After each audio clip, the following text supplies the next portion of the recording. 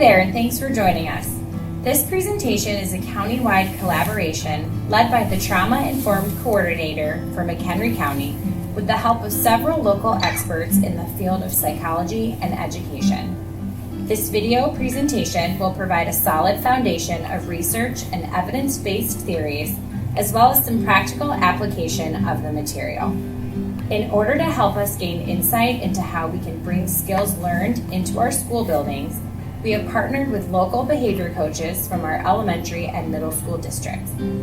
These are the individuals who champion our children on a daily basis and strive to conceptualize the whole child. You will hear from them throughout as we take time to pause, reflect, and call to action. We will now begin exploring what it means to have a trauma-informed approach within our schools.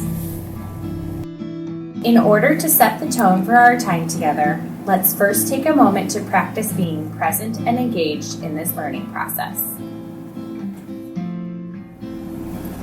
I'm going to guide you through a practice called Breathe It Out. So I invite you to settle in a comfortable sit spot with a straight spine and your shoulders back. Sometimes we can feel overwhelmed with all the thoughts, emotions, and sensations going on in our bodies. Rather than holding on to this discomfort, we have the power to release whatever is not helping us through our breath. First, we are going to release any sensations that aren't serving us. Notice where you are holding any tension in your body, or perhaps where you are experiencing numbness. Take a deep breath in, connecting to those sensations. Exhale and set that tension free, letting it go. Let's do this 2 more times. Deep breath in, connecting to your sensations. Exhale and set that tension free, letting it go. Again, with a deep breath in, and release that tension as you exhale. Next, we're going to release any emotions that aren't helping us. Connect to those feelings within you. Take a deep breath in, connecting to those emotions. Exhale and set those feelings free, letting them go. Let's do this 2 more times.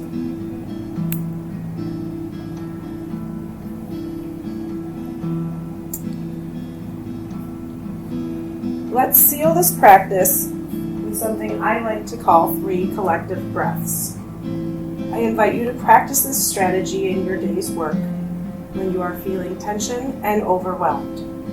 Breathe in deep through your nose, filling your belly with air. Exhale as you release tension. Inhale as you breathe in calming thoughts and feelings. Exhale as you feel tension release. 1 more inhale. And 1 more exhale of tension release. We shall begin. The objectives for this training are to understand the impact of trauma on student learning and behavior, to recognize signs of trauma in students and respond with empathy and sensitivity, to develop strategies to create a safe and supportive classroom environment for all students, including those who have experienced trauma, to learn trauma-informed teaching techniques to promote resilience and foster positive relationships with students, to explore self-care practices to prevent burnout and compassion fatigue when working with traumatized students, to incorporate trauma-informed principles into lesson planning and classroom management strategies, to utilize trauma-sensitive language and communication techniques to support students' emotional regulation and academic success, and to reflect on personal biases and assumptions related to trauma, and develop a more inclusive and understanding approach to teaching. We often think of trauma as PTSD, as a catastrophic or horrific event which occurs in someone's life and changes them dramatically. These tragedies occur too often. At the same time, there are events in all of our lives which shape our views of the world and of ourselves. Much too often, they create feelings of stress and fear, which change the way we react to people, events, and environments. A trauma-informed approach has the potential to create environments and interactions which are clearly benign and which help ease those of us who have been exposed to chronic stress, fear, and trauma. We will learn about developmental trauma, which affects many of the children in our schools, how common this is, what it looks like, and how we can interact with these children and with each other in ways to enhance the learning experience and enrich each of our lives in the process.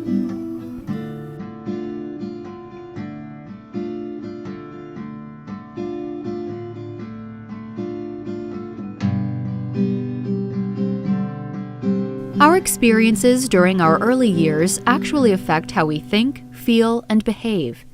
Adverse and traumatic childhood experiences can derail development, which is why it is important for schools to be trauma-informed. Adverse childhood experiences, or ACEs, are sadly pretty common in our society. ACEs take various different forms, including abuse, neglect, domestic violence, and difficulties stemming from mental illness and drug and alcohol abuse in the family. ACEs are more prevalent in children from disadvantaged and under-resourced communities, and discrimination can add to the stress and hardship for some. Not all forms of adversity are traumatic, but many do cause harm. In the most severe and long-lasting cases of adversity, a child's psychosocial functioning can be inhibited. Among other things, this can impact their ability to form and maintain relationships throughout their lives.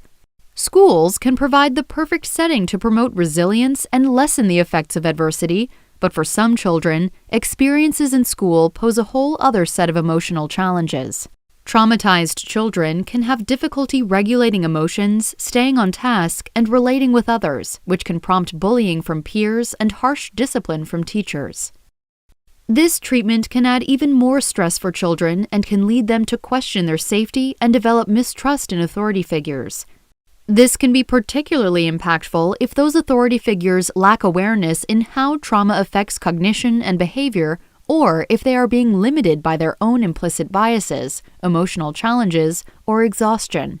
Efforts are underway to change how schools serve vulnerable and traumatized children. To do this, it's important to identify which programs are responsive to diverse student populations and which are most effective and sustainable. Our research shows that school-based trauma-responsive programs use a number of whole-child and systems-oriented approaches. These approaches provide safe, nurturing, and supportive learning environments and therapeutic interventions when they are needed. They may also work to increase knowledge of trauma in school professionals, parents, and community providers. To become trauma-informed, schools must ensure that all students feel safe, respected, valued, and meaningfully engaged.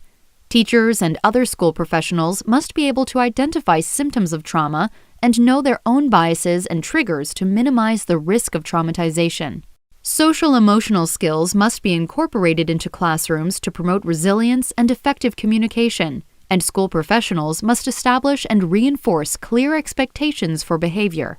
These core components can also be applied to other settings, such as child welfare and juvenile justice, to develop a broad and bold transformation of our child-serving systems. Once we begin to understand why we act as we act and think as we think, self-hatred and internal stigma lose their grip on us. Once we begin to understand why others act as they act and think as they think, compassion and empathy replace condemnation. This is how a trauma-informed lens changes us. This is the main tenet of a trauma-informed approach, that beneath every behavior is a feeling, and beneath each feeling is a need. If we can meet that need, rather than focus on the behavior, we begin to deal with the cause and not the symptom. We can make a difference. As a psychologist, one of the most important questions that I'm always wondering is, what is the function of a behavior? Not only do I ponder this for the children and families that I work with, but I consider this for myself as well.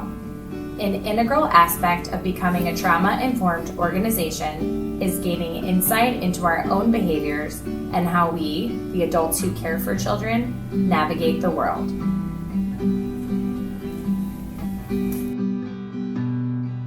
Being a working parent is not easy. I myself have 2 small children who I get ready every morning and off to school before I start my own workday, just like so many of us. So some mornings are rainbows and sunshine and go smoothly without a hitch, and other mornings are like thunderstorms that catch me off guard and alter my mood. Maybe they didn't get a good night's sleep and now they're crabby. They want to stay home and play versus going to school. They have show and tell and cannot decide what to bring. Or I'm getting stressed because they have a special event that requires me to pack extra things in their backpack. Any of these factors can make for a stressful start to the day. Once we finally get in the car and I drop them off, I now only have a 3-minute drive until I walk into my next job as a teacher.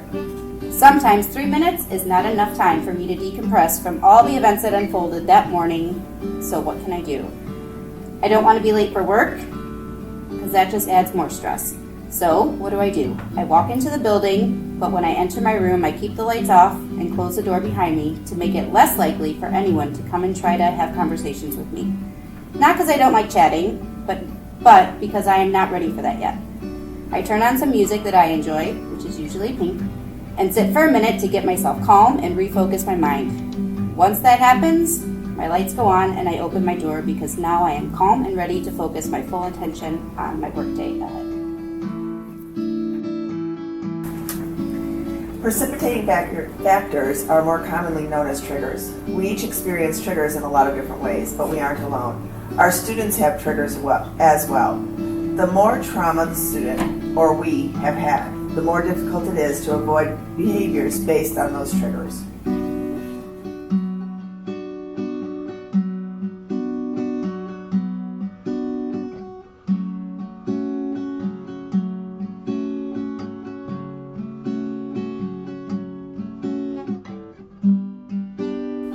We've each had experiences that changed us, that changed the way we look at the world. The transformative experience of a trauma-informed approach begins here with each of us. Dr. Nadine Burke Harris was the first Surgeon General of the state of California. We'll hear more about her during this presentation. Thomas Rutledge, a professor in residence in the Department of Psychiatry at UC San Diego, writes that modernity has exposed us to a problem that our ancestors and evolutionary biology rarely encountered: chronic stress.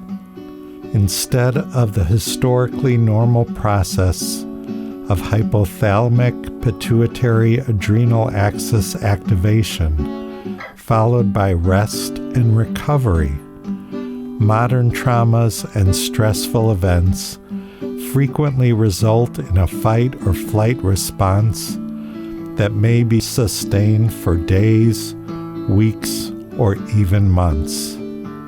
Next, we'll hear from Dr. Isaiah Pickens, a licensed clinical psychologist and writer. Hi, I'm Dr. Isaiah Pickens, and I am excited to talk to you about what a trauma-informed approach is.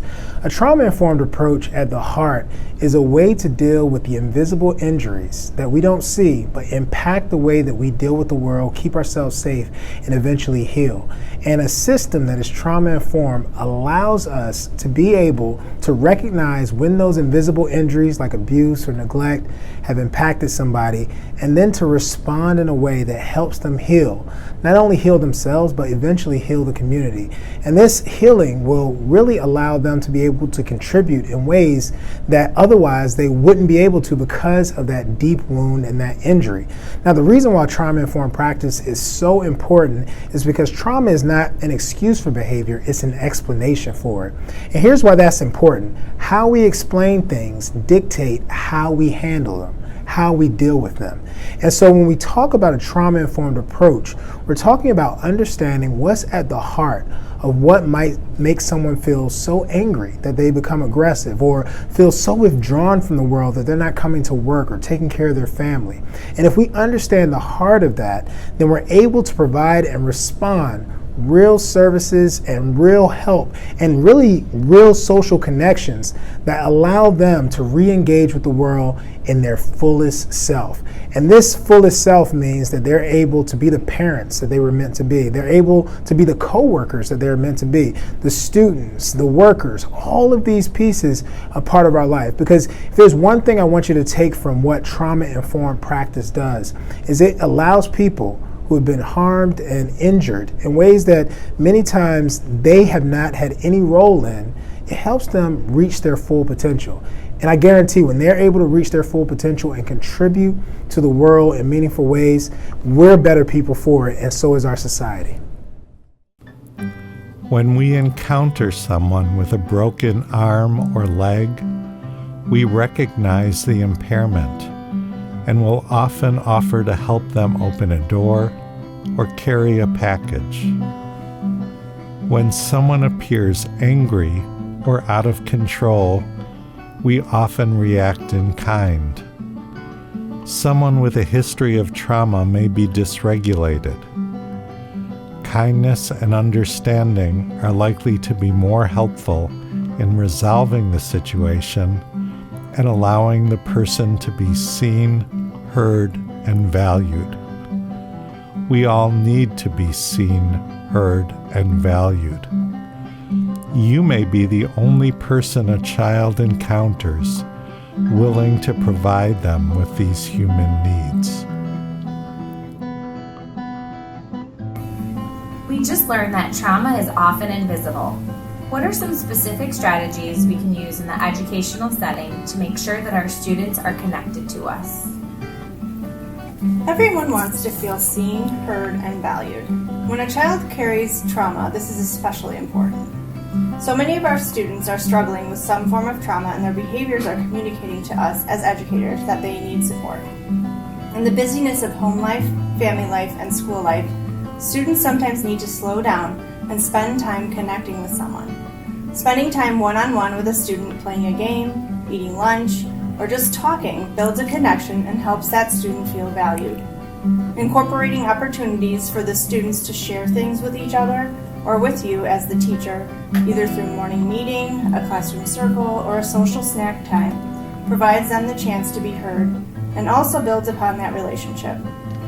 Students long to feel included and loved. Building activities and opportunities for this to happen in our classrooms can accomplish this feeling. When a child comes to school and we ask him or her to sit still, share, and cooperate, there can be a painful disconnect. The child will have to be taught the skills required to succeed in this context, just as we would train a person from a more benevolent path how to conduct themselves in a chaotic and dangerous environment.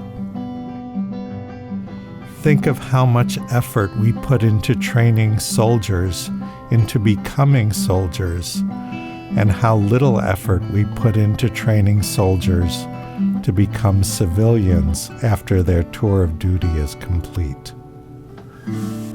Today, I really wanted to think about what's the best way to teach teachers about trauma without getting them distracted with all the technical stuff, and what's the most important thing for them to understand and learn.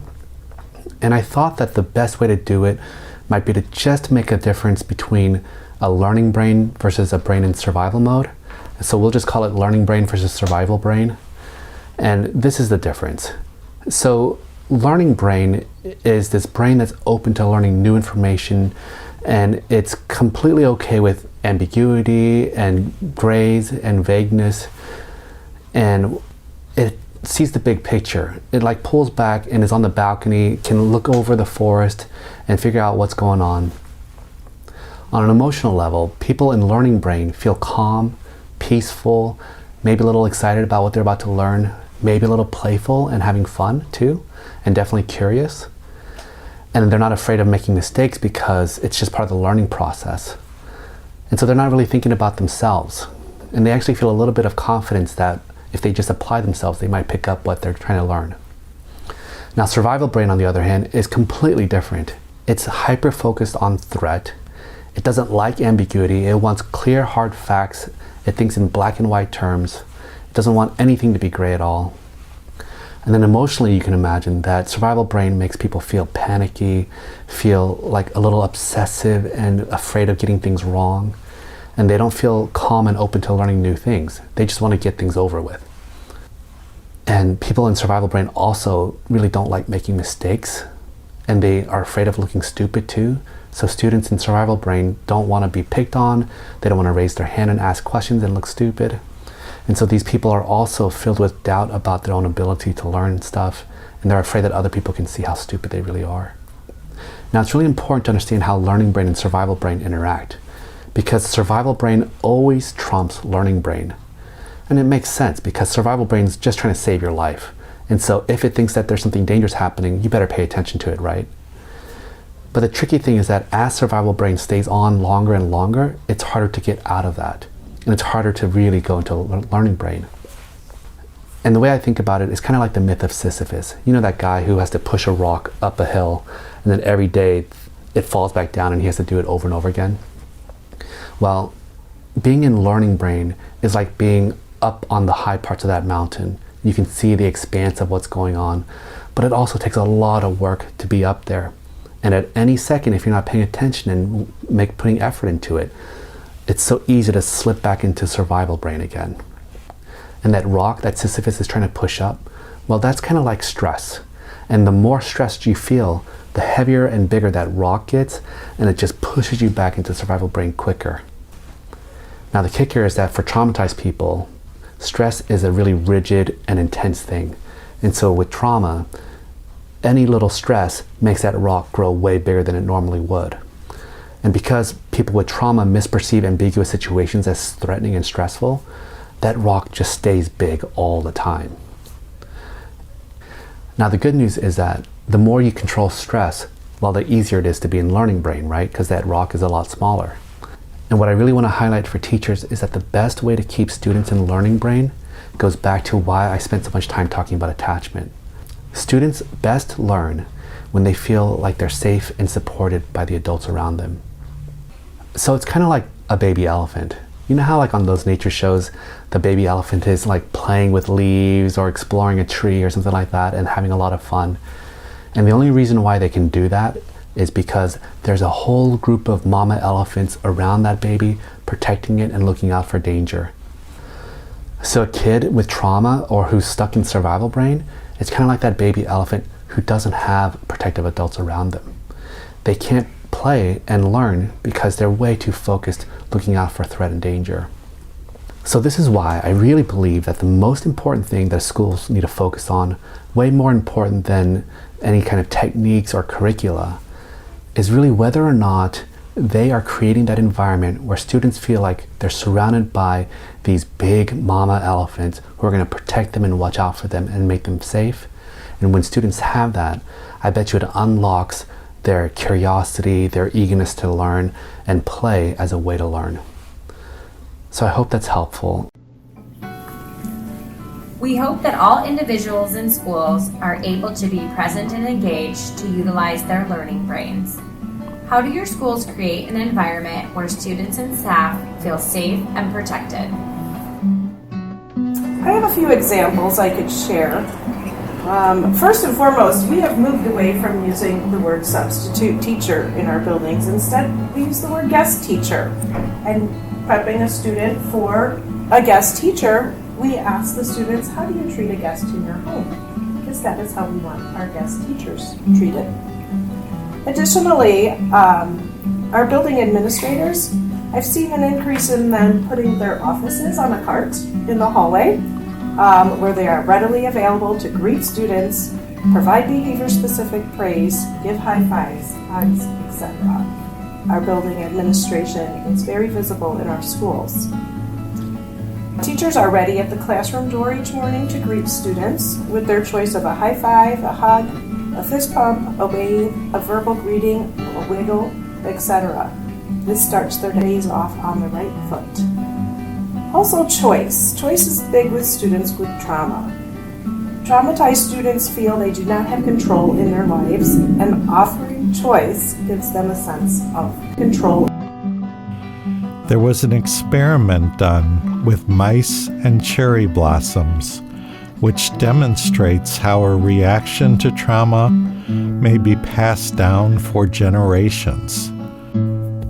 The sweet smell of fruit doesn't normally send rats running. But when researchers paired the orange cherry almondy scent of the chemical acetophenone with a painful electric shock, lab rats quickly learned to fear it. Along the way, extra neurons sprouted in their noses and in the smell processing center of their brains, making them super sensitive to the scent. This result isn't shocking. What is surprising is that the rats' pups and their pups' pups were also startled by the smell of acetophenone and had the same extra neurons as their fathers, despite never having been introduced to either their dads or the fruity scent before. But how could the pups have inherited something that their fathers learned? Basic genetics tells us that only DNA gets passed along to offspring. Characteristics like memories, scars, or giant muscles can't get passed on since acquiring them doesn't alter the genetic code. But it turns out that instilling fear in the rats did trigger genetic changes, not in the DNA sequence itself, but instead in how that code was read and used in the rats' bodies. In every cell, biological machinery constantly translates DNA into the proteins needed to carry out vital processes. Chemical switches attached to the DNA turn genes on or off or up and down, telling the machinery which proteins to produce and in what quantities. These switches, called epigenetic tags, are why a kidney cell looks and acts differently than a skin or nerve cell, even though all three cells have identical DNA. But the switches in any one cell aren't set in stone. Teaching those rats to fear the fruity smell switched one of their smell-sensing genes into overdrive. Researchers don't know all the places in the rats' bodies where this switch got flipped, but they know it happened in one key set of cells,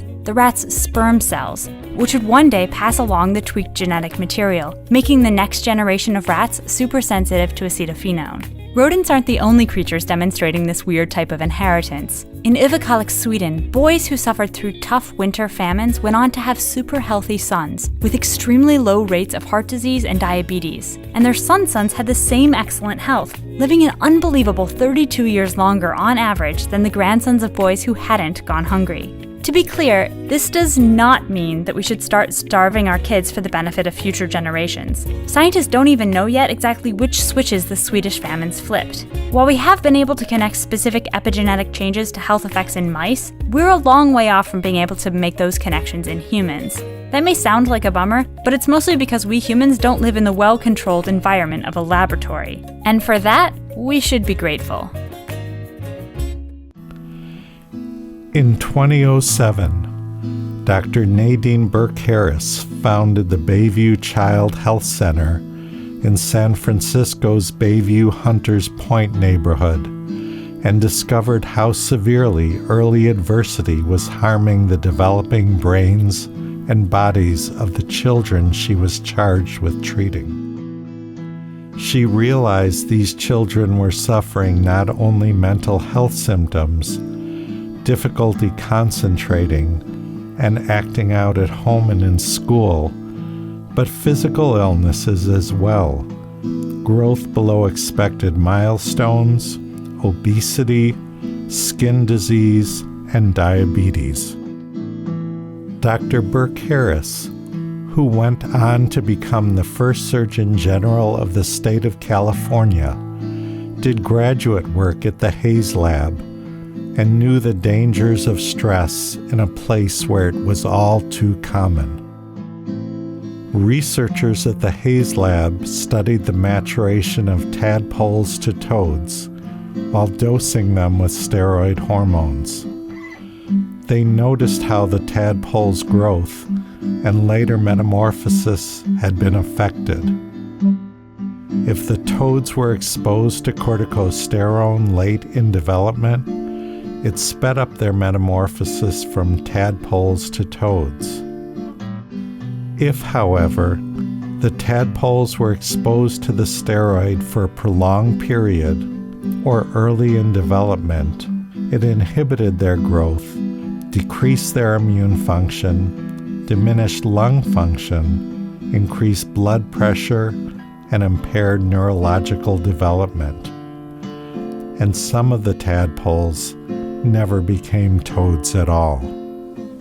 Based on research, as well as her training, Dr. Burke Harris understood that cortisol, a stress hormone, inhibited growth, increased blood pressure, blood sugar, and produced other related effects. These were effective strategies for short periods of time when danger was present and required a rapid response. But when sustained over long periods of time, they dysregulated the stress response system in humans, the same way it did in the tadpoles. Dr. Burke Harris hypothesized that the same effect she had observed in the tadpoles was the same effect toxic stress was having on the health of her young patients. She wrote a book about this experience, The Deepest Well, which documents the implementation of trauma-informed care at the Bayview Child Health Center in San Francisco. We all wish to achieve our full potential. For this to occur, we need to have our basic needs met. As much as we require food, water, warmth, and rest, we also require safety and security. When these needs are not met, feelings of belonging and self-esteem are placed out of reach, and self-actualization, achieving our full potential, is out of the question. Our brains, intricate networks of neurons and synapses, are wired for safety. From the earliest moments of our existence, they diligently scan our environment, assessing threats and opportunities.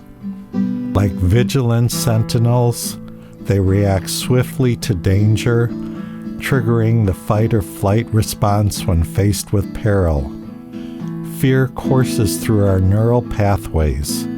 It whispers caution in our ears and compels us to seek shelter, to huddle close to the warmth of familiarity. Within this fortress of safety, the safety that big mama elephants provide for baby elephants, our minds yearn for exploration.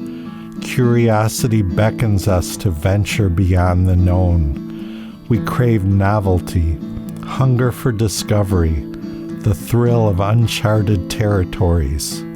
We are set to learn. When additional grant money for the Bayview Child Health Center was obtained, Dr. Burke Harris hired a mental health therapist. Dr. Whitney Clark introduced her to a study performed in San Diego at Kaiser Permanente in collaboration with the Center for Disease Control by Drs. Vincent Felitti, Robert Anda, and colleagues. This was the original Adverse Childhood Experience, or ACE study. Dr. Vincent Felitti was the chief of preventative medicine at Kaiser Permanente in San Diego, California. He couldn't figure out why more than half of the people in his obesity clinic dropped out, even those who initially did well. He discovered that for many of his patients, especially his female patients, obesity was the solution to romantic interest from men after a history of sexual abuse. Dr. Robert Anda with the CDC had been studying how depression and feelings of hopelessness affect coronary heart disease. I became interested in going deeper, he stated, because I thought there must be something beneath the behaviors generating them. Before the ACE Adverse Childhood Experiences study, prevailing beliefs among experts asserted that young children were largely unaffected by early childhood trauma. The conventional wisdom held that the children, especially those too young to form lasting memories, could navigate through adverse experiences without enduring long-term consequences. Prior to 1980, a misconception prevailed that infants did not experience pain in the same way as adults, leading to the practice of performing surgeries on these infants without anesthesia. While Dr. Burke Harris knew she was working with an underserved, at-risk population in the Bayview Heights neighborhood of San Francisco, the ACE study was conducted in San Diego with 17,000 primarily white middle-class adults who all had access to health care at Kaiser Permanente. Each person in the study indicated whether any of 10 adverse experiences occurred during his or her childhood. Only 1/3 reported none. More than 2/3 had undergone at least one adverse childhood experience. 1 in 8 had undergone 4 or more. The 10 adverse childhood experiences were emotional abuse, physical abuse, sexual abuse, having their mother treated violently, experiencing substance abuse in the home, having a family member with a mental illness, going through a divorce or separation of the parents, having a family member incarcerated, experiencing emotional neglect and/or physical neglect. The ACE study revealed 2 startling conclusions. The first was that ACEs are the leading cause of health and social problem in our nation, including depression, anxiety, suicide, sexual behavior problems, unintended pregnancy, violence, issues in the workplace, alcohol dependence and abuse, drug dependence and abuse, chronic obstructive lung disease, coronary heart disease, obesity, liver disease, and fetal death.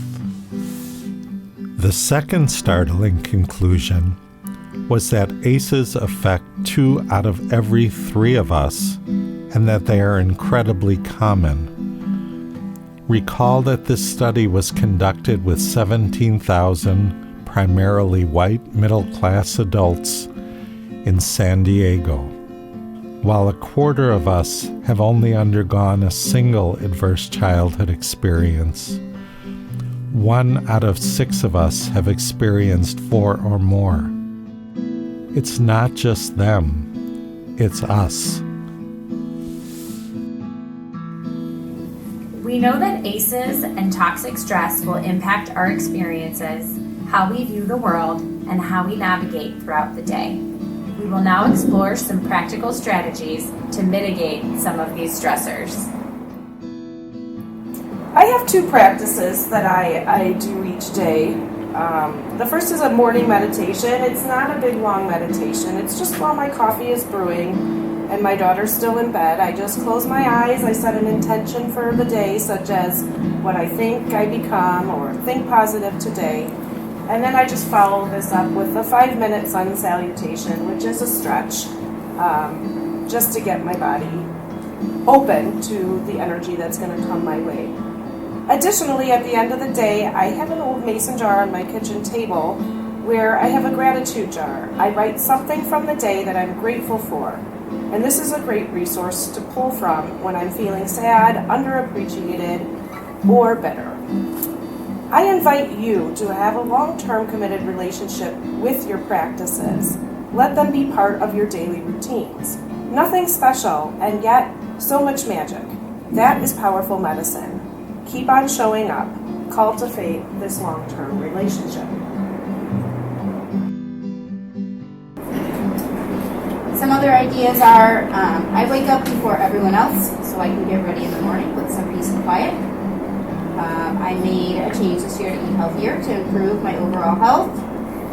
And my favorite is I like to watch silly reality TV at night so I can decompress and not have to use any brain power and completely just relax.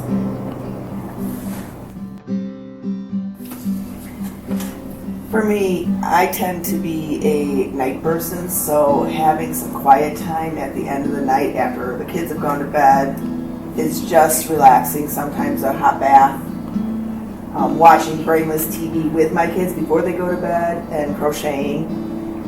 And oftentimes it's just making time with friends to do things that are completely unrelated to anything else. For me, I like to listen to personal development podcasts in my car when I'm driving around without my kids. I read a lot before going to bed. At dinner times, we like to play a lot of board games as a family. We get pretty competitive, so we spend a lot of time doing that. Individuals who report higher ACE scores are more likely to have issues with their health and social problems. As the ACE score rises, the chances of health and social issues also rise. This is called a dose-response relationship. The more ACEs, the greater the chance of related issues. And while the original ACE questions were revealing and enlightening in their prevalence, other factors also create toxic stress.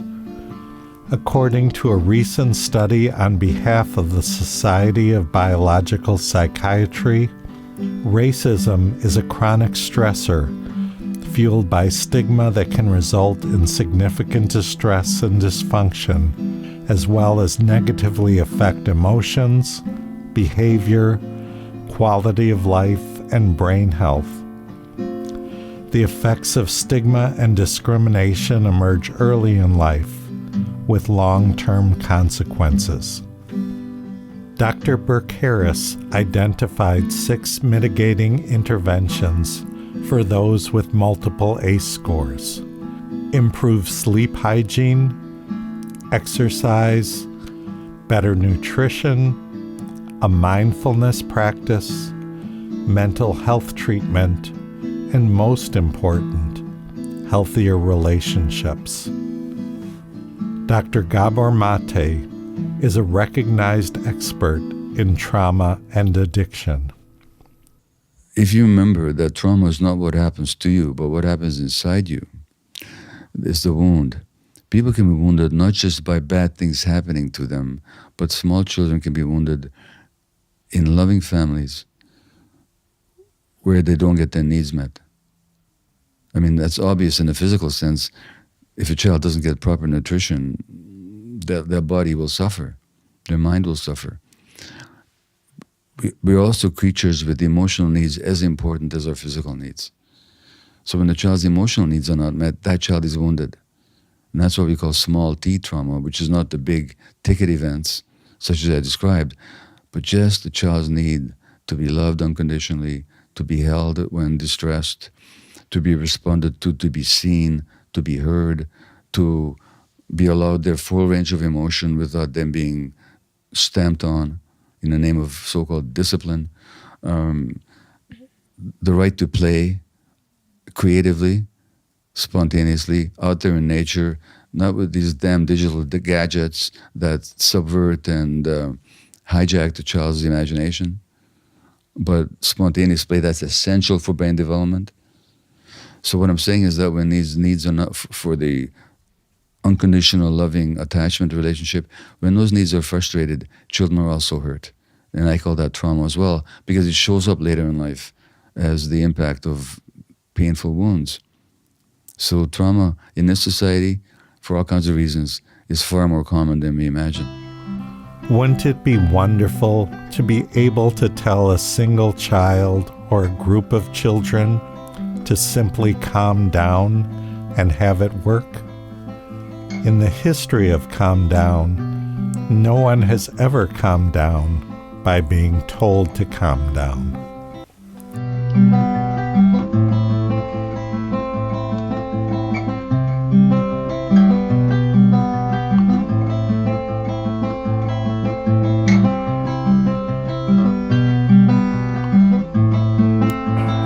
Every day our students carry with them much more than what is contained in their backpacks.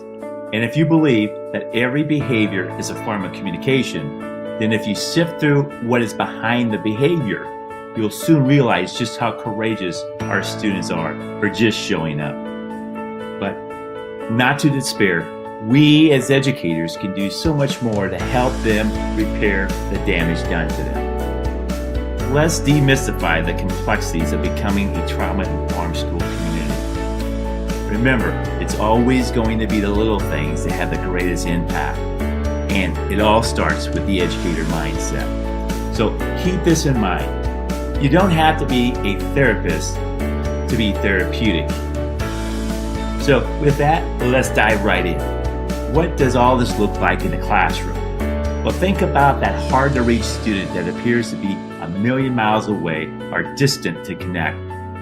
Don't take it personally that he or she isn't paying attention to your lesson plans that you thought would light up the Las Vegas Strip. It rarely has anything to do with you and all about the demons that are wrestling inside of them. Allow these three components of a trauma-informed community to be your lighthouse. That is, creating a safe environment, building healthy relationships and connectedness, and finally, supporting and teaching emotional regulation skills. So here are a few ways in which you can do that. Next time you see that student off task, instead of bringing attention to the student, use that as your internal barometer to incorporate a mindfulness activity, say a short stretching exercise. You'll find this not only helps that particular student, but will benefit the entire classroom, as well as you, the teacher. You are priming brains for learning. I'm describing a concept called universal design for learning. I call it simply best practices. Your ultimate goal should be to empower your students to know what their triggers are and how to teach them best to mitigate them as they arise. Keep in mind, for students to self-regulate, as I'm describing here, you, the educator, will need to have a command on this first. That process is called co-regulation. So why are we witnessing so many social emotional deficiencies with our students as young as preschool? Well, let's talk about attachments. If you were raised in a nurturing environment, your needs were typically met when you cried out for help by a soothing parent. This in turn helped you develop social emotional competencies needed to successfully navigate throughout life experiences. Without this nurturing environment, students are stunted in their growth. Hence, the importance of teacher skill sets in this area. Self-regulation cannot occur without co-regulation modeling. No big revelation here, as this is true with any new concepts we teach. Over time, your room will become safe spaces for your students to get their emotional regulation needs met. You begin to see incredible changes, but keep in mind, it won't happen overnight as students coming from dysfunctional home environments have learned throughout their lifetime that putting trust into adults has caused them much pain and suffering. Betrayal from caregivers are some of the hardest hurts to overcome. Our best response is to flood them with love, as hard as it might be. This is where the real magic happens. Equipping your students with the life skills that they can take with them out the door. You'll find that your students will thrive when empowered. Allowing them to be the director of their own emotional regulation will turn your safe spaces, which are typically designed from an adult privilege lens, into brave spaces, or spaces designed by those impacted the most, your students. Remaining uncompromising in this approach will open the door for trusting relationships to flourish. Let me leave you with a final thought. If trauma-informed sounds too complicated, then call it what it really is. Relational informed. That, my friends, is the secret sauce of our movement. A key concept in becoming relationally informed is to approach others with the mentality of what happened to you versus what's wrong with you. Educators in our district pair this conceptual framework with other components of a trauma-informed classroom. We will learn how they create a safe environment, build connections, and support emotional regulation skills. Creating a safe and welcoming environment for students begins the minute they enter the classroom. Students can read your face, your body language, and your tone of voice. Greet students as they arrive with a smile every day. Start making connections with students from those first day icebreakers, and take note of their interests and hobbies and weave those into daily conversations or lessons with them. This helps to build the connection between students and teacher. Creating a community within the classroom helps to build healthy relationships amongst peers. Planning collaborative activities can help teach students how to properly interact with one another and encourage relationship building skills. Taking time for group activities, partner work, and inserting play into your lessons can encourage student motivation and build that positive environment. Emotional regulation skills can be taught and modeled throughout the school day. Teachers are constantly regulating their own emotions and can model deep breathing, grounding, or another mindfulness technique as they use them. Additionally, essential skills can be taught and practiced through group lessons or individualized. Having taught self-contained, I had students with a wide range of abilities. Creating visuals that use real-life images or images they are familiar with on their AAC devices is helpful in making those connections with these students. I found it useful to make personalized toolbox choices for students that were relevant to strategies that would be calming for them. Toolboxes should not be a one-size-fits-all, because as adults we know what is calming for one person is not always calming for another. A fun idea is to take real-life photos of that student in those states of emotions and then also using their toolboxes to make social stories that will make the biggest connection for them. The more real life that you can make these tools, the better the student will connect with it. Dr. Bruce Perry developed the neurosequential model, which emphasizes that in order to teach effectively, it is necessary to first help a child regulate themselves, then relate to them, and then, and only then, will you be able to reason with them. Next, you'll hear about the neurosequential model from Bruce Perry himself. One of the things that we teach with the neurosequential model is a very simple way to think about this. And it basically is that in order to get to the cortex to be able to reason with somebody, you first need to be connected with them in some way, relationally connected. And so that's kind of the middle part of the brain. But before you can sort of effectively connect with somebody, there has to be at least a minimal degree of regulation. So a very dysregulated kid who's afraid is not going to be able to successfully be engaged. And if you can't engage them to sort of be with you in this moment, they're certainly not going to be able to cognitively learn anything. So we talk about this sequence of engagement. Regulate, relate, and then reason. And one of the things that we see that happens all the time, both with parenting and coaching and teaching, is that all too often we adults try to reason with somebody before they're regulated. And of course, that never really works. I mean, all of us, probably had the experience of somebody, coming up to us when we're sort of frustrated and saying, calm down. And as you well know, that very rarely works. In fact, it usually escalates you, makes you feel even more dysregulated. So the fundamental principle of this neurosequential model is to appreciate that the brain is involved in learning, the neuro part. Sequential is that the processing and development of the brain is sequential. And then really the third part is that you have to adhere, you have to follow the rules. You have to follow the rules of the biological organization of the brain if you're going to be successful in parenting, teaching, coaching.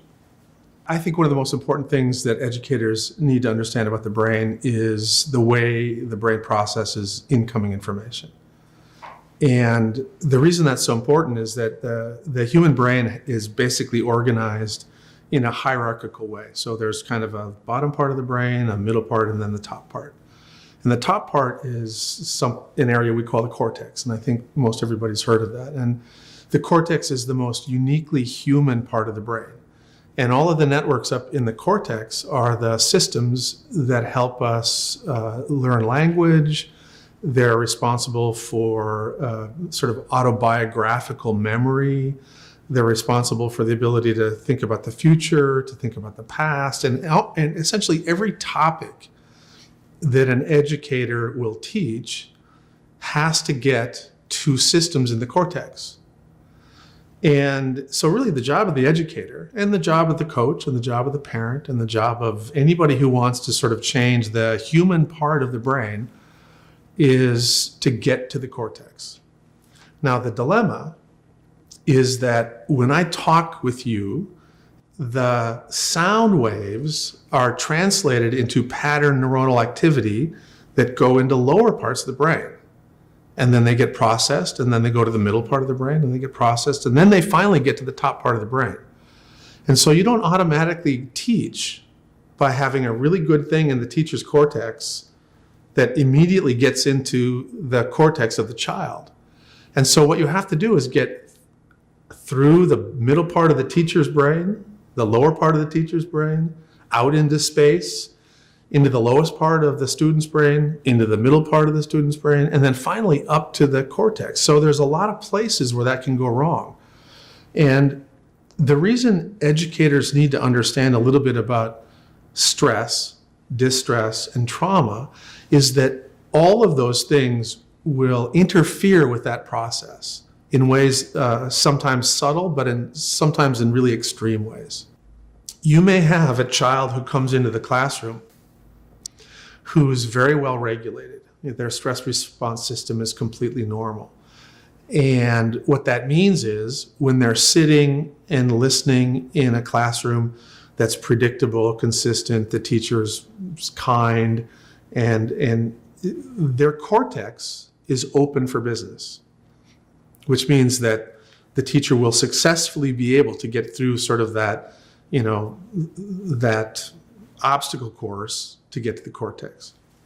But if somebody has a history of trauma, the stress response system will be abnormally activated, and that will shut down the cortex so that even if you're a really good teacher, the incoming input, the words and the nonverbal cues and all of the things that you use to teach, they're going to get short-circuited on the way to the cortex, and that child will not learn as much. The 6 R's are a framework for creating the rich developmental experiences needed to heal trauma. They require a relational and safe approach, an approach relevant to the individual, repetition, rewarding, rhythmic, and respectful. We'll look at each of these in turn. You know that the key to learning involves building strong relationships. The more you can know each student individually, show genuine interest in their lives, listen attentively, and validate their emotions, the better they will learn. Some tips for creating developmentally relevant interactions are to focus interventions on teaching and strengthening skills rather than shaming children for their mistakes, recognizing that children may be at different emotional or cognitive stages, and remembering that stress makes it more challenging to learn and perform. Some tips for incorporating repetition are to establish predictable schedules, because students thrive when they know what to expect and flourish when they are able to celebrate small achievements consistently.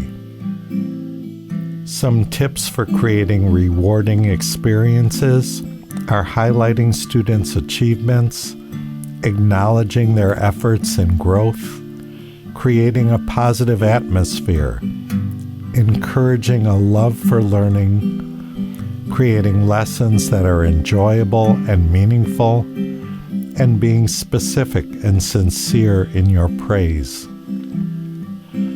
While this may seem to be a foreign concept, except to the music teachers, incorporating rhythm is a natural human desire. We all love music, don't we? Even allowing students to stretch or move during transitions can be helpful. If you can use a transition song or piece of music when shifting activities, it will help the students to reset their minds. Even clapping between tasks creates a transition, and adding planned rhythmic activities like drumming or walking and breathing together will create welcome changes in attitude and focus. Although your students can often become dysregulated, please remember that children's emotions are real and valid. Involving students in decision-making shows that you respect their perspectives. Please be aware of the impact of race and culture on children's identities, and try actively listening to your students, reflecting their thoughts and feelings, and communicating empathy. Let's take a moment to think through the 6 R's that help to support a neurosequential model in the classroom. We are going to focus on a school environment that is relational, relevant, repetitive, rewarding, rhythmic, and respectful. The relational classroom is all about making connections with your students, providing a choice for greeting at arrival, listening without distractions, getting to students' eye level, and just remembering that students don't care what you know until they know that you care. That's a quote by John C. Maxwell that rings true in a lot of my work. A relevant classroom. Encourage students to make mistakes. Students with trauma, they don't like to make mistakes because they don't want to be wrong with something. So by encouraging mistakes throughout the entire classroom, it helps students grow. Work with students to correct and learn from their mistakes. Praise the process, that they made the mistakes, yet they found the way to get past that. Differentiate for students based on their cognitive or emotional state. Stress and trauma make learning more difficult. A repetitive classroom is very patterned. We need to provide predictable schedules that are posted front and center of our classroom that are visible to all. We need to refer to those schedules throughout the day and with each transition. Additionally, consistent expectations and routines should be taught, practiced, reinforced, and referred to. Consistency in our lesson structures The format, the delivery, and the follow-up will provide that sense of predictability for students to make them feel safe and trusted. Additionally, the follow-through of saying what we mean and meaning what we say will help students have consistency in their day. Rewarding. Be specific with your praise. Not just saying, oh, you did a good job with that, but specifically saying, I like how you followed the lines and followed through with all of the coloring. You know, it helps the students to know exactly what you are praising them for. Give certificates to students who show growth. Maybe not everyone was able to get it perfect, but they showed growth and they showed progress. Encourage students to be curious and cultivate a love of learning.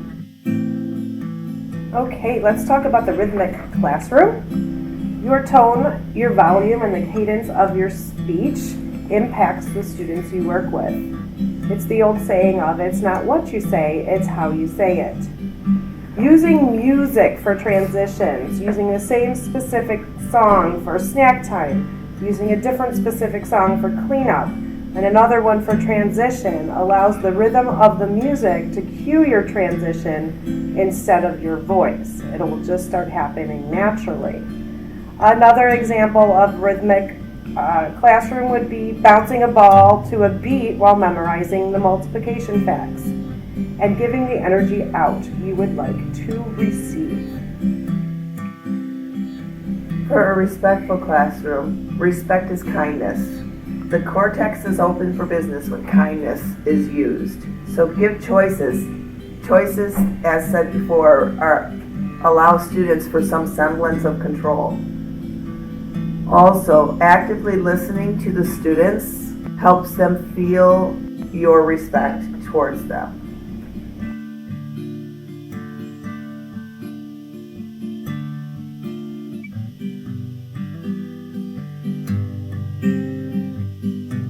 When teaching vocabulary, consider emotional granularity.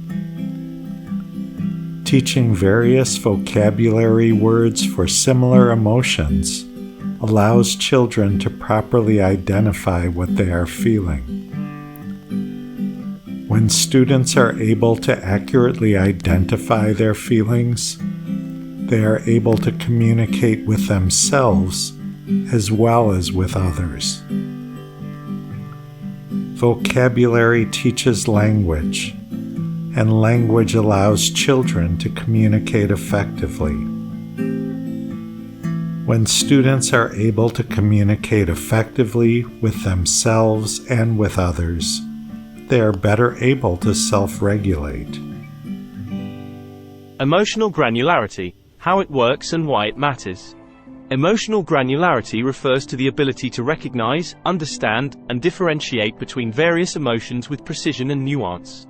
It involves identifying the subtleties that exist within our emotional experiences and labeling them accurately. By developing a rich emotional vocabulary, individuals can better understand their feelings, manage their emotions, and enhance their interpersonal relationships. Importance of understanding emotions in personal development. Emotions play a significant role in our everyday lives, guiding our thoughts, actions, and decision-making processes. Developing a greater understanding of our emotions through emotional granularity can lead to improved emotional regulation, better self-awareness, and enhanced relationships with others. In the context of personal development, emotional granularity can be a valuable tool for cultivating emotional intelligence and fostering psychological resilience. What is emotional granularity? Emotional granularity is the ability to differentiate and describe one's emotions with a high level of detail and specificity. It involves recognizing the subtleties and nuances that exist within our emotional experiences and being able to accurately label and articulate these feelings. For example, instead of just feeling bad, someone with high emotional granularity might recognize that they feel disappointed, frustrated, or anxious.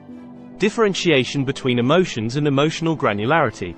While emotions refer to the complex psychological states that arise in response to various stimuli, emotional granularity is about the ability to perceive, understand, and differentiate between these emotional experiences.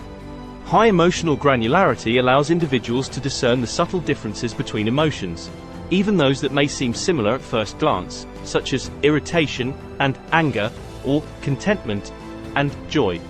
This fine-tuned understanding of emotions helps in regulating them effectively and navigating interpersonal relationships with greater ease. The benefits of emotional granularity. Improved emotional regulation. High emotional granularity enables individuals to better understand and manage their emotions. By accurately identifying and labeling their feelings, they can develop more effective strategies for coping with and regulating their emotions. This improved emotional regulation can lead to increased well-being, reduced stress, and greater overall psychological health. Enhanced self-awareness and self-understanding. Developing emotional granularity fosters greater self-awareness, as individuals become more attuned to their emotional experiences. This heightened awareness allows them to gain deeper insights into their emotional patterns and triggers, promoting better self-understanding. As a result, they can make more informed decisions, set healthier boundaries, and cultivate a stronger sense of self. Better interpersonal relationships. High emotional granularity also contributes to improved interpersonal relationships. By understanding their emotions more clearly, individuals can communicate their feelings more effectively to others, fostering better connections and empathy. Additionally, the ability to accurately perceive and understand the emotions of others can help in resolving conflicts, offering support, and building strong, healthy relationships. Greater psychological resilience. Emotional granularity can also enhance psychological resilience, as individuals with a nuanced understanding of their emotions are better equipped to cope with adversity and stress. The ability to accurately label and understand emotions can prevent individuals from becoming overwhelmed by negative feelings and help them to maintain a balanced perspective during challenging times. Techniques to develop emotional granularity. Mindfulness and meditation practices. Mindfulness and meditation practices can help individuals cultivate emotional granularity by encouraging greater awareness of their emotional experiences. Techniques such as body scan meditation, loving kindness meditation, and mindfulness-based stress reduction can help individuals become more attuned to their emotions and develop a more nuanced understanding of their feelings. Journaling and introspective writing. Engaging in journaling and introspective writing exercises can also promote emotional granularity. By reflecting on and writing about their emotions, individuals can deepen their understanding of their feelings, identify patterns, and develop a more refined emotional vocabulary. Seeking feedback from others. Soliciting feedback from trusted friends, family members, or therapists can help individuals develop emotional granularity by providing external perspectives on their emotions. This feedback can help them to better understand their feelings, identify blind spots, and gain insight into the emotions of others. Engaging in emotional reflection and exploration. Actively engaging in emotional reflection and exploration can foster emotional granularity. This may involve reading books, attending workshops, or participating in therapy focused on emotions and emotional intelligence. By continually learning about and exploring their emotions, individuals can enhance their emotional granularity and overall emotional well-being. Emotional granularity plays a crucial role in personal development, allowing individuals to better understand and navigate their emotional experiences. By accurately identifying and differentiating between emotions, they can improve emotional regulation, enhance self-awareness, and foster healthier relationships. Furthermore, emotional granularity contributes to the development of emotional intelligence, leading to greater psychological resilience and overall well-being. Actively cultivating emotional granularity can lead to a more fulfilling, emotionally rich life.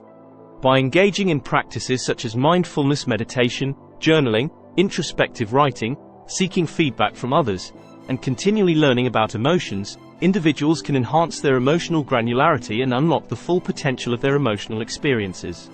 As a result, they can enjoy the numerous benefits associated with improved emotional intelligence, leading to a more satisfying and balanced life. Best-selling author and researcher Brené Brown. Her TED Talk, The Power of Vulnerability, has been viewed nearly, listen to this number, 60 million times. Her latest research delves into 87 emotions and experiences that she says we all have in common. She writes about all of them in her new book. It's called Atlas of the Heart, Mapping Meaningful Connection in the Language of Human Experience. Brene Brown is with us in the studio. And listen, before we get started, Brene Brown walked into the studio rapping. I mean, Sugar Hill Records. Like you're either there just give the one line that you gave to us. Just I don't the mean one. to brag. I don't mean to boast, but I like hot butter on my breakfast toast. Check it out, Bubba. Okay, MC Brene in the house. I had the 12-inch vinyl. I know, that was pretty good. That was very Classic. good, Brene. She had a couple of them. All right, so you talked to 7,000 different people in your research, and the most common emotions that kept coming up, happy, sad, angry, kept coming up over and over again. What does that say about us that those were the top three that came when there were so many different emotions we all experienced? I was so surprised. I mean, we started the research asking how many emotions can we recognize in ourselves as we're feeling them? And I guess the mean or the average number would be 6 or 7. Yeah. And it was just happy, sad, mad. Yeah. And it was so alarming because when we don't have language that's as expansive as our actual experiences, we force experiences into language. And that's troublesome because language does much more than communicate what we're feeling. Yeah. Right. It actually shapes what we're feeling. What got me is that I didn't even think of things as emotions that are emotions. Like you said, disappointment. Disappointment is unmet expectations, and disappointment and regret are interwoven. Yeah, I mean, this is like the story of not only my marriage, but most people's. Like, you have all these huge expectations, right? You're like, I'm gonna walk in and this is how it's gonna go, and he's gonna say this, and then, and then within seconds, the movie doesn't play out how you had it in your head. Yep. And then what you experience is disappointment. So many people, and in particular men, don't want to name their emotions. And one of the things you hear is that if you name it, it has power over you. Yeah. You think, no, the opposite, in fact. Why? We have a lot of data that support that's really a dangerous myth. When we name what we're feeling, it doesn't have power over us. We gain power. We have the ability to say, I mean, there's really strong evidence that shows the ability to accurately name and recognize emotion, we call it emotional granularity, really leads to the ability to manage it and move through it. Yeah, if I identify it, I have a better chance of managing it. That's it. Kind of explain the concept of near enemies. I think it's absolutely powerful. God, it blew me away. So it's a Buddhist concept. And let's take an emotion like compassion. We know the far enemy of compassion is cruelty. Right. But the problem is that there's a near enemy that kind of dresses up a little bit like compassion, and we think maybe can pass for compassion, but it actually unravels connection. So the near enemy of compassion is pity. So I see you struggling, and I'm like, oh, you poor thing, I'm so sorry. And you're thinking, God, that doesn't feel good at all. That could do more damage. That does more damage. Yeah. So the near enemy concept has been super helpful. The difference between, you say, stress and overwhelm, which are a lot of people are feeling these days. Yeah, so stress is something that we can manage pretty much on it. We do it every day. Yep. Like, I always use an analogy. I used to wait tables and bartend, and we'd say, I'm in the weeds. Like, I'm in the weeds. Lots of stuff going on. I'm in the weeds. Overwhelm is a very high level of stress that actually leads to shutdown. We don't function when we're overwhelmed. And because language shapes what we're experiencing, if we go through the day all day saying, I'm overwhelmed, our body says, oh, okay, we're kind of shutting down. Right. Yeah. And so it's like if I said bake cookies. Yep. Let's bake some chocolate chip cookies. And the bowl we picked changed the flavor of the cookie. The language we use changes what we experience. Yeah. That's why you should be in tune with your emotions. Most people have 3 emotions that they can name. Read this book, you can get to 87.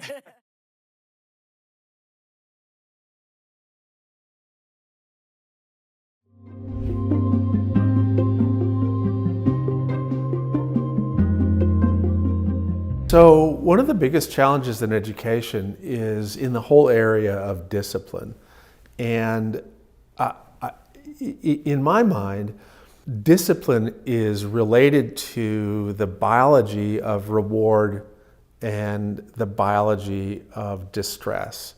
And it's interesting to me that, by and large, when you are criticized or when you do something wrong, or when you are publicly given a consequence, shamed or disciplined, or suspended, or excluded from the class, or from recess for some activity, it is not a positive experience, right? And so here's what we know about the brain and its capacity to learn when you feel distressed. It can't learn. And so the crazy, the mind-blowing crazy thing about this is that how do you think that shaming or punishing somebody is going to make it easier for that person to learn? It's crazy. It does the exact opposite of what you are theoretically trying to achieve. If you want somebody to learn something, as we've said a lot, they need to feel safe. They need to feel like they belong. You don't extrude them, you don't exclude them, you don't shame them, you don't punish them, and then say, now learn algebra. The fundamental of contingency-based practices yoked to learning is ridiculous. Contingency-based programs were never intended to teach new concepts. Contingency-based programs in animal models and in human models basically reinforce existing internalized content. In other words, stuff you've already learned. Now, the good news is that there are ways that you can take advantage of the biology of the brain, take advantage of the neurobiology of reward and regulation, and understand stress and distress, and create environments where there is order, where there is accountability, where there is responsibility, all the things that we want to help people develop as children and young adults. So some of my favorite are practices that use a community engagement model, like restorative justice practices, or practices that take advantage of this inherently biologically powerful relational process of collaborating, like collaborative problem solving. And so when you bring those practices into a school environment, rather than shaming somebody and blaming and excluding, you're bringing somebody back into connection. People are their best when they're in community, when they're connected, when they feel safe, when they feel like they belong, and then they will learn. They can hear you. They can understand the consequences of the behavior. They can think about the future and go, yeah, that wouldn't work. They can reflect on the past and go, oh, that was really stupid. And that's how you change.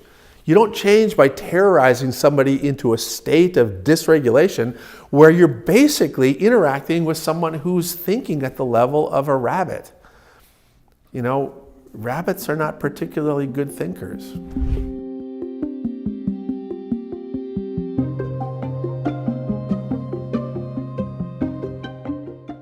So the idea that some of these practices are too soft really is I think, false. I think that that's community building. I think that that's giving people a better a chance. I mean, I have seen the consequences of the punishment system in our society. We know that those systems don't work very well, and we have a lot of evidence that when you treat people with respect, when you teach them skills, when you give them opportunities, when you treat them in a respectful, humane way, the probability that they'll be sociopathic and predatory and everything, that it all diminishes. The vast majority of crime and the vast majority of problems that end up being disciplined about in schools are things that are related to fear, to confusion, anger, lack of skills. These are things that are easily repairable if you identify and treat the right thing, as opposed to, or identify and address the correct thing, as opposed to shame, blame, exclude, humiliate. That never, ever leads to good things. Nobody who's been humiliated and shamed and degraded and marginalized ends up as a that doesn't breed compassion and goodwill and civic engagement and all this, the stuff that we want in a healthy society, you don't get by humiliating people.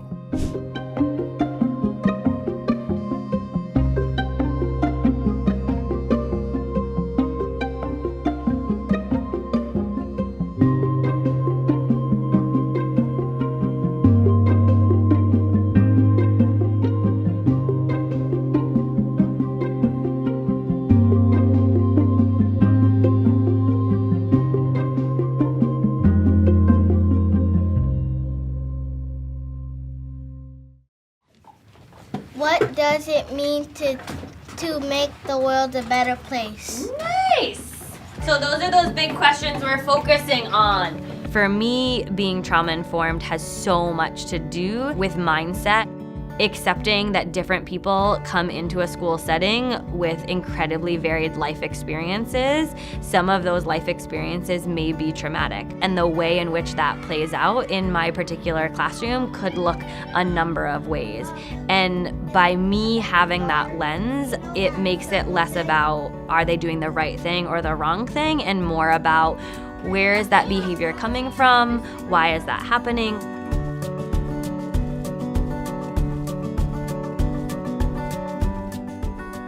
Adverse childhood experiences like poverty, neglect, exposure to violence can bring about overwhelming stress, which can cause negative effects on the learning brain and on behavior.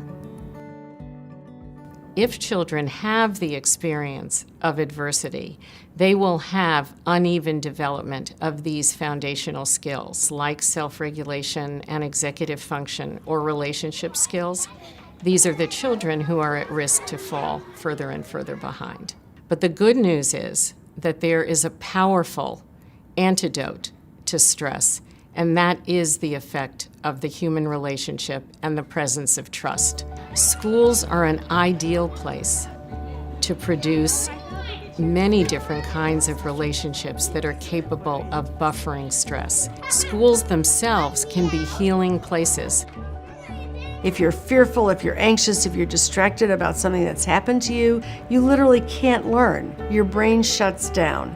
So it's essential to give kids social and emotional tools that allow students to recover from the challenges that they have experienced.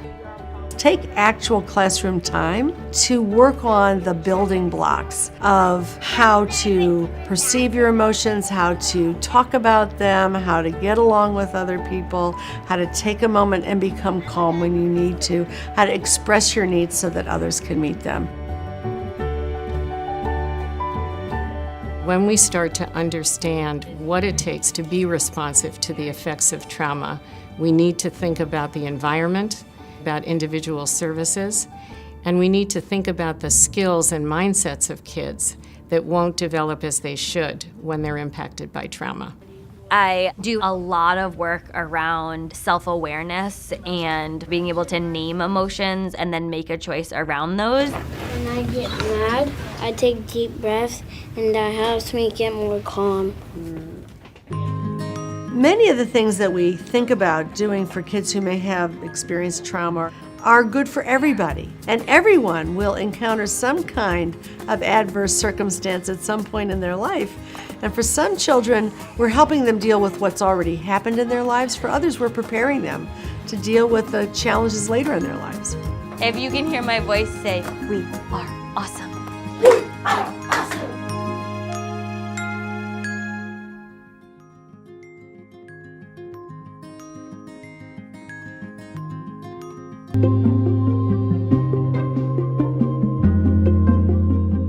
If you don't have a system that takes care of the educators, the efforts of the educators to create a regulated classroom will be undermined. One of the things that we've seen over the last couple of years during the pandemic is increasing awareness by organizations about self-care, about the needs of the people in the organization. And many organizations have, again, with good intentions, supported the development of individual self-care plans. And they brought in resources and supports to help people learn how to meditate and think about putting together a self-care plan, which is all well and good. However, one of the things that we know is that you can have the best self-care plan in the world, but if you go back day after day after day to an organization that is grinding you down, the self-care program can't overcome the destructive impact of being in an environment like that. And so we've continued to urge the development of organizational care models where the organization itself really looks at its own practices, program elements, and policies to ensure that they're in synchrony with basically a belief system that we're going to take care of the people who are doing all of this hard work. And again, it goes back to respect. If you claim that you respect your educators, you have to pay them adequately. You have to give them professional development opportunities. You have to consider co-teaching opportunities to sort of distribute the burden of some of these challenging activities. You have to think carefully about hours, about progressive maternity leave. You have to think about professional development in the area of leadership and trauma-informed care for your school board and for your administrators. Because if they don't understand these things, then they continue to use conventional organizational thinking about how to make schools effective. They're going to continue to grind down educators. And the consequences are not just that educators will, number one, flee the system, or number two, burn out so they're less effective. You're going to have profound impact on the outcomes of the school. Kids aren't going to want to learn as well. Parents are not going to be as engaged. The test scores are going to go down. All of the metrics that indicate success as an organization are going to go down. So it really is in the best interest of an organization, of the school district, of the school itself, to learn more about how organizations can become respectful, how they can create a sense of safety, how they can create a sense of community that leads to effectiveness. And I know it's possible, but I think it really needs to take place. There have been corporate organizations that in industry, there have been a number of other human service organizations, hospital corporations, for example, that have gone through a very intentional process to do this, and they've seen significant improvement in all of their outcomes. And I expect that when schools begin to do this, the same thing will happen.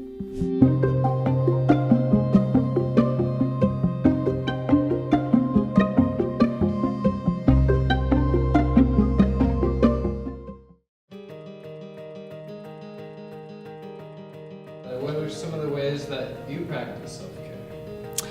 I don't. Oh boy. That's definitely a skill I need to get better at. Self-care is hard, especially in this profession. However, my focus has been to get outside more, do more engagement with our environment. Cranking up the tunes in the kitchen. I'm cooking something delicious for my family. There is more to life than just work, even if you really enjoy your career a lot, like we do. I don't grade papers at home. I don't check my email very much at home, and I'm a better teacher when I have established healthy boundaries with work and leave work at work. So one of the ways that I practice self-care is being able to say no. Sometimes you have to be able to take a step back and refresh before going on to that next project. 1-minute meditations. I just close my eyes, take a deep breath, and try not to think too much about what happens. And when I open my eyes, I feel much better.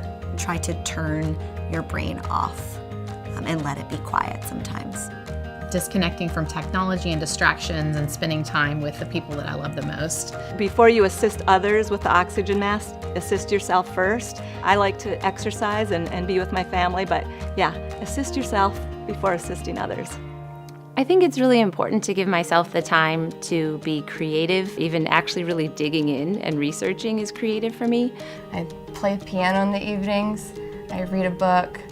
I try to take time that is both being still and also being active. Spending time in prayer, practicing yoga, or even spending time outdoors, like going boonie stomping around the jungles of Guam. Fresh air and movement are key to restoring my sanity and perspective. I get up before anybody in my family when it's still dark outside, and I go to the gym on some mornings, or I go just sit and have some quiet time to myself. Or I am going for a walk, or I'm reading a book, or I'm taking a nap on the weekend. I practice self-care by traveling. Sometimes it's good to get out of our bubble. My best mode of self-care is to learn from my students. I've learned patience, I've learned empathy, I've learned the latest dance move. To reach out to other teachers, share experiences, and have somebody to bounce ideas off of. It rejuvenates you and helps you reignite that passion for teaching.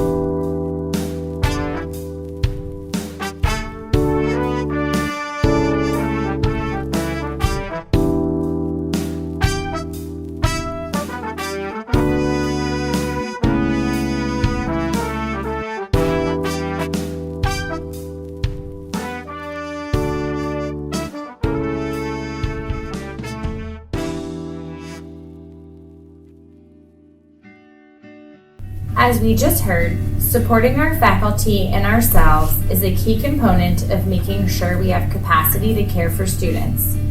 Can you please speak to the culture of self-compassion and awareness? In these days, we have heard a lot around the concept of self-care, and I think that it has become something that has somewhat of a negative connotation with educators because people can't conceptualize how they can take care of their students, go home and take care of their families, and still have time and energy left over for themselves. However, we are realizing more and more that when we take care of ourselves, we are able to be inside those roles in a more meaningful and impactful way. So we are talking a lot in educator circles around the concept of small changes that people can make to take care of themselves in a way that translates into being able to be more present, available, and supportive of their students. There are small things that can be done every day that allow you to take care of yourself and to replenish the bucket that seems to always be empty after a day inside a classroom or inside a school.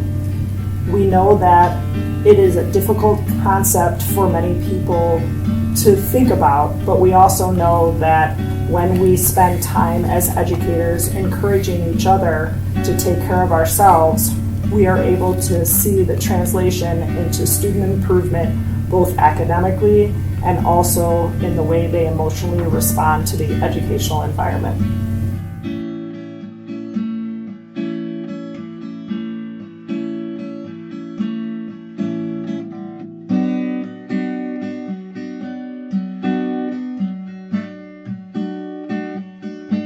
Next, we will learn about creating a physical environment that is trauma-informed. The physical environment of your classroom affects morale and student learning. The environment should match your objectives both in terms of human interaction and instructional approach. When arranging desks or tables, take into consideration supplies, traffic flow, and student and teacher interactions. Your classroom doesn't need to look like a Pinterest board. However, students thrive in a classroom that is well organized and clutter-free. Decluttering your space can create a calm and inviting atmosphere that promotes peace and focus. Using minimal amounts of color in your decor creates a welcoming climate. You want your students to feel calm and comfortable in your classroom, and by creating an environment that establishes this feeling will help to keep the energy at a similar state. Cool colors, such as blue, green, and purple, have a calming effect. Lighter colored rooms are perceived as more open, less crowded, and more spacious, providing a safer and more calming space. An open space with clear sight lines and few barriers can further increase a sense of safety. Using natural materials and colors increases connection to nature and a sense of calm.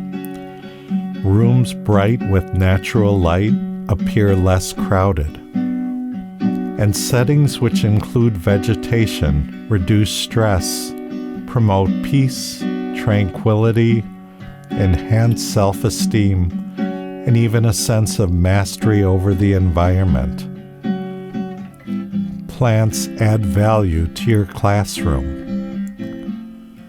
Art adds visual interest and can create a visual distraction that alleviates stress, improves mood, comfort, and satisfaction. Please know that resilience is not about bouncing back or getting over things. It's about growing through. Sometimes we have the pleasure and privilege of knowing that the work we do really does matter. Let's hear of some success stories regarding impact. I've found in my work that sometimes the simplest of interventions can make the most difference. An example is I had a student, a second grade student in a general ed setting that would come to my learning resource classroom for support. Every day she would cry and cry that she missed her mom and she wouldn't come to my reading table to do her work. I got the feeling that my room was more of a safe space for her to let those emotions out, so I decided to get a picture of her mom. I hung it inside of a privacy folder, and every day when she came to group, she got a 2-minute timer and had mom time before coming to her reading lesson. And this was a successful strategy for this child. When I think of success stories, a second grade boy comes to mind who came from a home of domestic violence exposure, and this student would be overreactive to competitive activities and during leisure or unstructured times. Some things that we would do to help this little boy were, we would start him off with a soft start. I would meet him every morning with a smile, to give him encouragement and discuss all the things we were looking forward to that day. I took time to really make connections with him. We would do a lot of board games to practice losing and how we would handle that. I made him a personalized flip chart with the zones of regulation, and during PE and recess I would go with that child and model with him when it was appropriate to be in the green zone, when it was appropriate to be in the yellow zone, and if we got to the red zone, what were we going to do and how were we going to get back to that green zone. We made him a personalized cubby that he would like to sit in small spaces to hide. So we made him a cubby within the classroom that was just his, and he put some decor on the inside, some pictures that he found in magazines. We taped them to the wall, and that was his space that he knew he could go to when he needed to just be left alone. We made some personalized social stories with his pictures of things that I can do, and we let him help in creating the topics and things that he felt he could do. We took successful images, put that into a book, laminated it, and that was kind of his motivating book to start off his day during our chat time. Those are just a few strategies that we would implement throughout the day to help build those connections and make him feel that he had a safe and loving place to come to every day, and really help him work on how to regulate those emotions in a safe and effective way. Many years ago, I had a student that came to me that would barely speak. She had a terrible experience in a classroom previously that created a lack of trust of teachers and adults. We worked with her to build her confidence in her teachers through kindness, conversation, and consistency. In addition, we provided her the educational support she needed. Slowly, the timid young girl began to look me in the eye, smile, laugh, and joke with us. She began to hold conversations, ask questions, feel comfortable doing so. Once she got older, into high school, her confidence bloomed even more so, and she participated in various theater productions, taking the lead, earning awards for her hard work and dedication. Another success was an 8th grade student that was in my class, and he had a lot of work refusal. He came from a single parent home. His dad had left and had no contact with the student, and that resulted in him having a lot of issues with attachment and authority figures. Through working with him, we learned about him, learned his likes, gained his respect by giving him respect through a lot of kindness and getting to know him, just adjusting his assignments and working one-on-one. He came around and was able to turn in and pass his classes. That isn't something that was short. It took an entire year to get that success, and sometimes we don't know that success right away. Sometimes we won't know until years later when we hear from a past student about the impact that we have made on them. It takes a lot of time, but that time is worth it in the end. It's worth it to them, and it's worth it to you to know that you made a little difference or a big difference in someone's life. We all, as educators, we want our students to listen to us. But sometimes, and all the time actually, we need to listen to them first. Not necessarily the words that they say, but everything about them, their actions and their feelings. We appreciate you taking the time with us today to better understand the needs of the students that come through your classroom doors. We know that unhealed people hear with their triggers, not their ears.